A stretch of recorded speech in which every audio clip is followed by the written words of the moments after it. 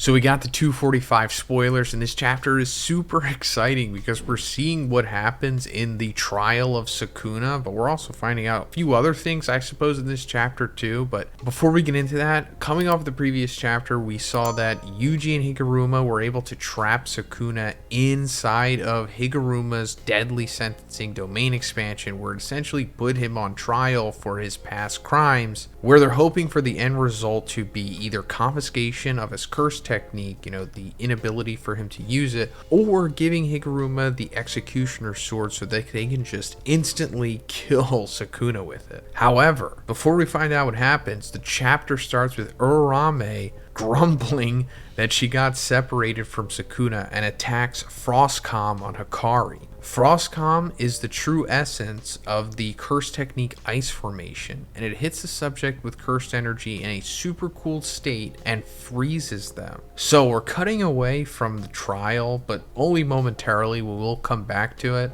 But now we're coming to Hakari versus Uraume, and we knew that this was a fight because we saw that it had happened like immediately after Gojo had died by the hands of Sukuna. Hakari had activated his domain expansion and trapped Uraume inside of it, but we didn't see what happened. We just saw the black orb, and then after the fact it kind of exploded after Sukuna had defeated Kashimo, and I guess we could just assume that everything went okay for Hakari, and I'll get more into that. But we're finding out more about Uraume's curse technique here, and I'll get more into that in my review for the chapter once it fully releases. But Uraume tries to finish off Hakari by saying, "This is the end," which I guess she's like, well, what-y da, like what Jiren says in Dragon Ball Super, if anybody remembers that. But Hakari breaks down the ice and quickly grabs Uraume and throws her away. So the ice attack that Uraume just did to Hakari like freezes his arm and like snaps it off. But Hakari like instantly regenerates it, with reverse curse technique, as we've seen him do against Kashimo. And Uraume makes attacks once again, but gets shocked by Hakari's regeneration speed, and she says that Hakari's regeneration speed surpasses Gojo and Sukuna. So this means that when Hakari was inside of the domain with Uraume, he did in fact get the jackpot. So now he has unlimited cursed energy, which gives him perpetual reverse curse technique. So if he gets maimed or injured or anything, he'll just instantly come back from it. And it's understandable, because I guess if you just don't straight up instantly take out Hakari in the domain expansion, he's bound to get the jackpot. Like, that's how his domain expansion works. Like, there's so many chance multipliers along with the dynamic of just how the game works. He'll just get it. It's only a matter of time. It's not if. I mean, I guess you could say that with any kind of lottery or whatever, but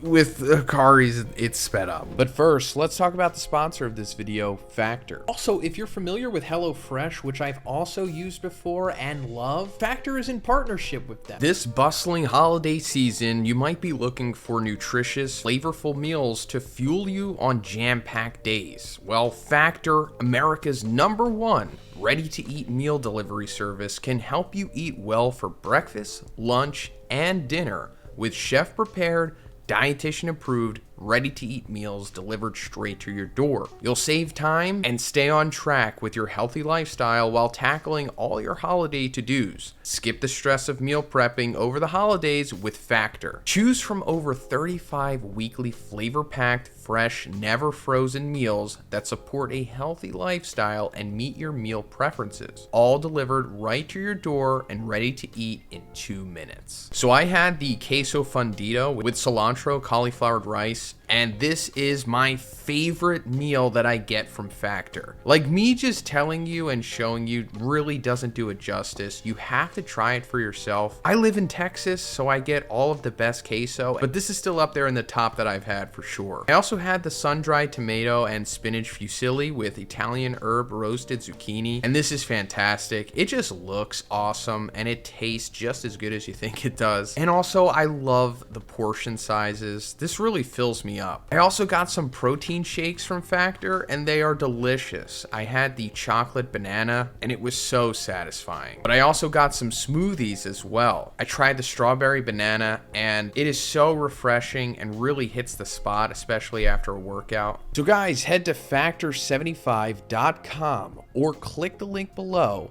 and use code Zhoniin50 to get 50% off of your first factor box. That's such a great offer. And again, it's code Zhoniin50 to get 50% off of your first factor box. Thanks, guys. This also makes Hakari like the Piccolo of this series, like the token character that gets maimed because he can just regenerate from it. Like, think about it, like not a lot of other characters get maimed so easily the way that Hakari does. It's just like for the shock factor, or to, I don't know, give you the illusion of stakes. Not saying that other characters haven't been maimed and had to dealt with the repercussions, of course, but when you look at Hakari, it's like, okay, this is your place in the series now. And also we're finding out that he has the fastest reverse curse technique speed, which is like understandable because that's how his technique works. It kind of just perpetually does it for him, like automatically he will reverse curse technique any injuries that he has because it imbues him with infinite cursed energy, not making him infinitely or all powerful. It's just that he has infinite. As to where Gojo and Sukuna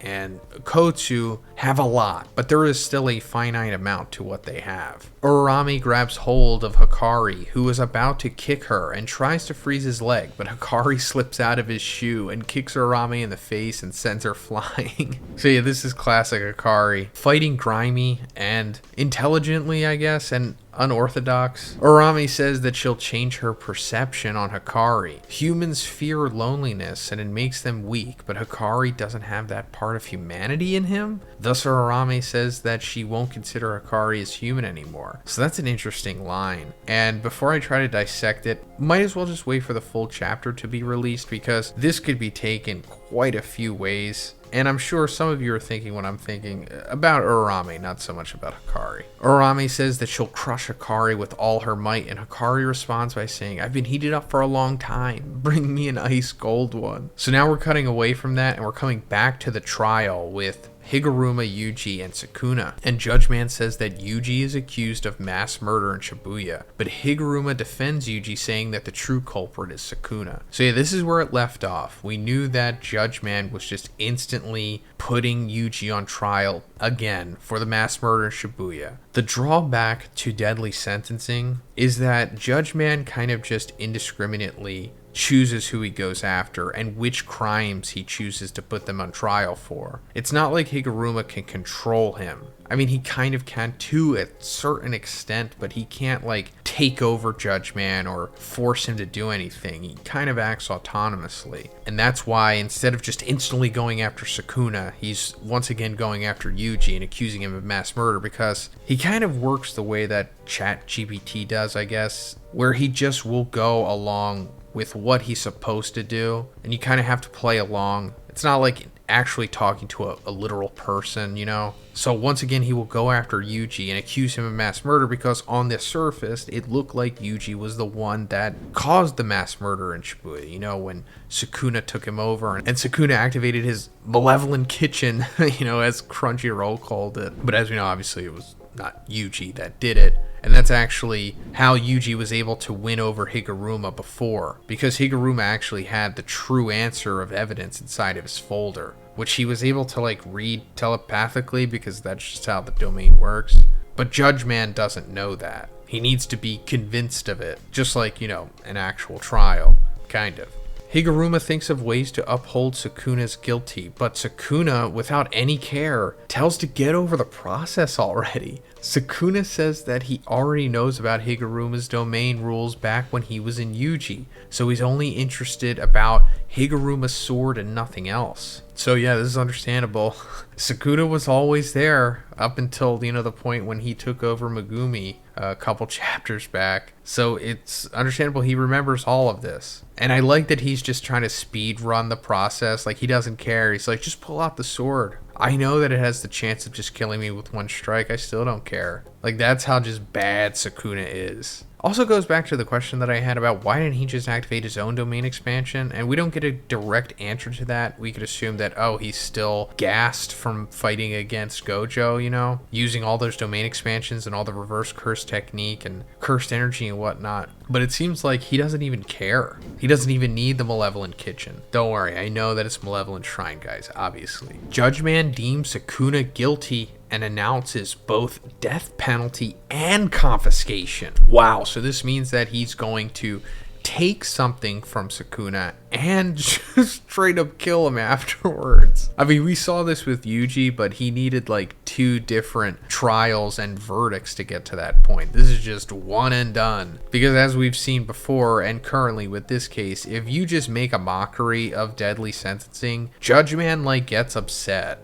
Sukuna smirks as he sees Higuruma equipping Executioner's sword. As soon as Higuruma's domain opens up, Ino and Kusakabe too join the battle. But Higuruma suddenly gets a flashback of someone saying, "Do you want to die, Higuruma?" So before we go into the last set of spoilers, I really don't know what to make of this. So we see Ino jump in with Kusakabe, which is like interesting because why are they here? I guess they have some kind of thing that they're going to do to aid in Sukuna getting killed, I guess, or theoretically. Ino definitely has some special thing going on with him because during the Gojo time skip that we had, prior coming into this battle, he was going to say something to like Gojo and Shoko. And I think it had something to do with Nanami maybe, but we never found out what he was going to say. Now Ino has his hood on, meaning that he is going to activate his curse technique, the auspicious beast summoning or whatever it's called, where he gets like certain abilities based on like 3 different quote unquote auspicious beasts that he could channel through. But I'm assuming there must be more to it, or he has another ability that he could do. Kusakabe, he's kind of just, I don't know, an extra set of hands at this point. Maybe there's more to him. We're also seeing Choso here. But as for this flashback with Higuruma, this could be Kenjaku speaking to him.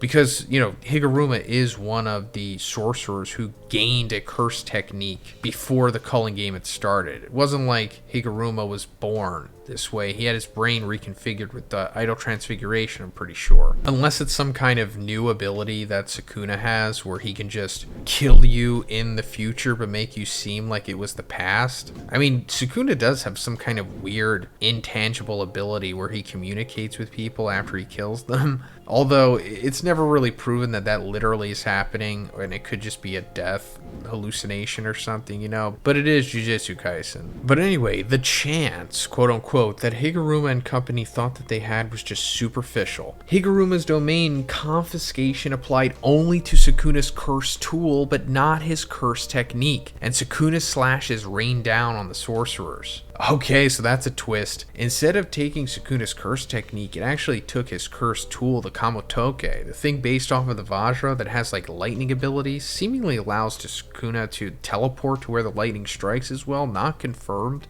But it's just taking that from him and nothing else. And now it's just Higuruma using the Executioner's sword, just having to fight against Sukuna, like no specialties or anything else. So he's basically defenseless essentially with just the Executioner's sword, which is, not a good game plan going against Sukuna. And he's getting hit with these cleaves or these dismantles from Sukuna, just the way that Kashimo did. And we see them getting sliced, like both Kusakabe and Higuruma. So either they're going to die here, or something that Kenjaku did is going to take over. Maybe Kenjaku takes over Higuruma. Like when he said, "My will be passed on," or whatever he said after he got his head cut off by Akotsu. But yeah, that's crazy. Sukuna just instantly killing them. And this is Jujutsu Kaisen, so it is very likely that could happen. But let me know what you think about this in the comments, guys. And if you liked it, please give it a like and please subscribe if you haven't already. Have a great day. I'll see you in the next one.